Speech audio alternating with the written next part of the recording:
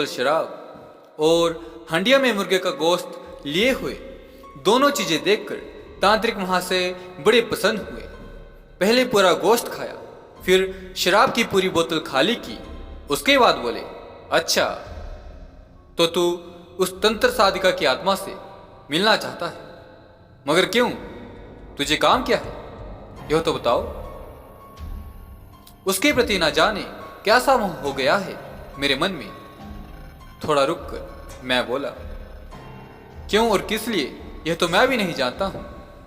अवधूत महाशय हंस पड़े और बोले, एक तांत्रिक का एक साधिका के प्रति मोह और आकर्षण, यदि जीवन की रक्षा चाहते हो तो उस मोह को त्याग दो।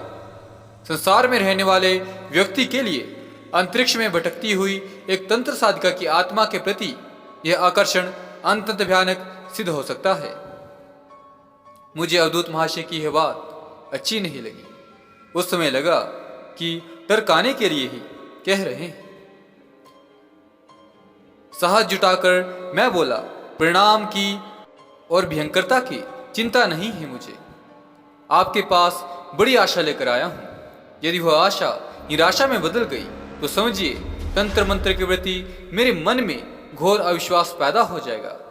समझूंगा कि यह सब व्यर्थ है, पाखंड है और आडंबर के सिवाय कुछ भी नहीं है। शराब के नशे में बोझिल हो रही उनकी आंखें दब से जल उठी, चेहरे का भाव भी बदल गया था।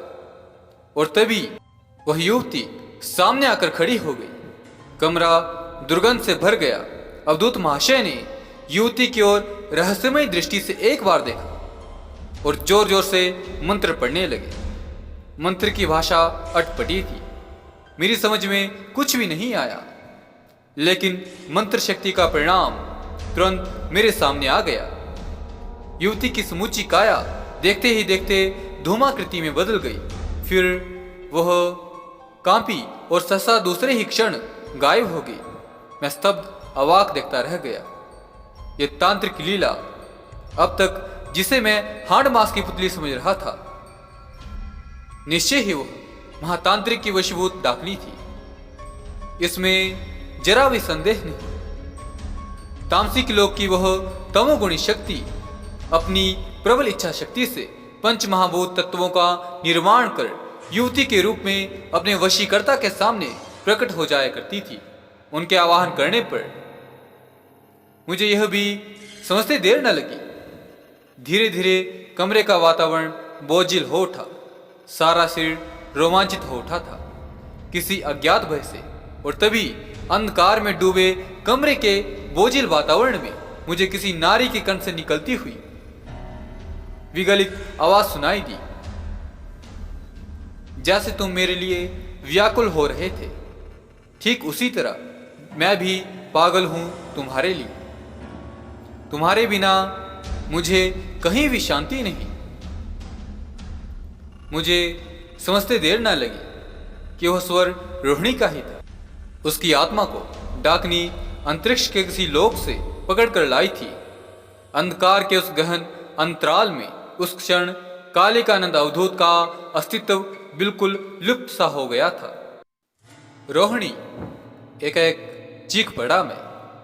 मेरी वह चीख उस विगल अंधकार से टकराकर चिथड़े चिथड़े हो गई। किस प्रेरणा से चीखा था मैं, मेरी समझ में नहीं आया। मंत्रोच्चार फिर शुरू हुआ।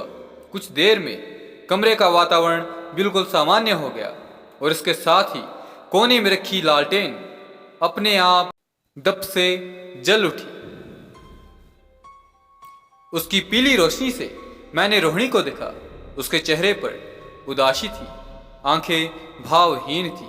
उस समय वह पूर्व परिचित गुफा साधिका के रूप में नहीं बल्कि राजकुमारी के रूप में थी। और उस रूप में कितना सौंदर्य, कितना आकर्षण और कितना लावण्य था बताया नहीं जा सकता है। बस लगा कि अग्नि शिखा से जलते उस सौंदर्य को देखता ही रह जाऊं। उच्च कोटि के तंत्र साधकों की आत्मा देश काल और परिस्थिति के अनुसार अपने पार्थिव शरीर की रचना कर लेती है। यह मैंने किसी तंत्र ग्रंथ में पढ़ा था, मगर उस समय सत्य को सामने देख रहा था।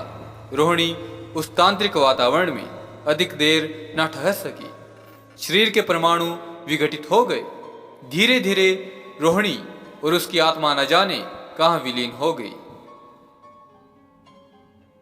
वह शरद पूर्णिमा की रात थी। लाली घाट की सीढ़ियों पर बैठा मैं रोहिणी के विषय में सोच रहा था। ना जाने क्यों मैं इतना मोहविष्ट हो गया था। उस तंत्र साधिका के प्रति समझ में नहीं आ रहा था। जब से मैंने उसे अवधूत महाशय के कमरे में देखा था, उस क्षण से लेकर पहले से भी ज्यादा मोह, आकर्षण और प्रेम बढ़ गया था। रात काफी गहरी हो उठी थी। हरिश्चंद्र घाट के शमशान में जल रही चिता अब बुझ चुकी थी। चांद भी काफी ऊपर चढ़ गया था। चारों ओर साए साए हो रहा था। सहसा मुझे अपने निकट किसी अपार्थिव अस्तित्व का बोध हुआ। सिर घुमाकर पीछे की ओर देखा। रोहिणी खड़ी थी। थोड़ा भय लगा। फिर अपने आप को लड़खड़ाते हुए स्वर में बोला, आप यहां कैसे? उसमें रोहिणी के गुलाब जैसे चेहरे पर उदासी छाई हुई थी। आंखों में भी किसी अज्ञात पीड़ा और व्यथा की मिली जुली झलक थी।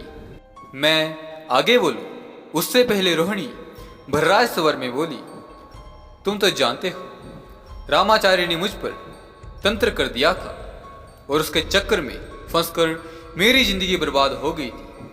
न कायाकल्प हुआ और ना ही स्थायी चिर यौवन प्राप्त हुआ और ना तो सिद्धि ही मिली। सोचा था मरने के बाद तो शांति मिलेगी, लेकिन शायद वह भी मेरी तकदीर में नहीं। रामाचारी ने मरने के बाद भी मुझे नहीं छोड़ा।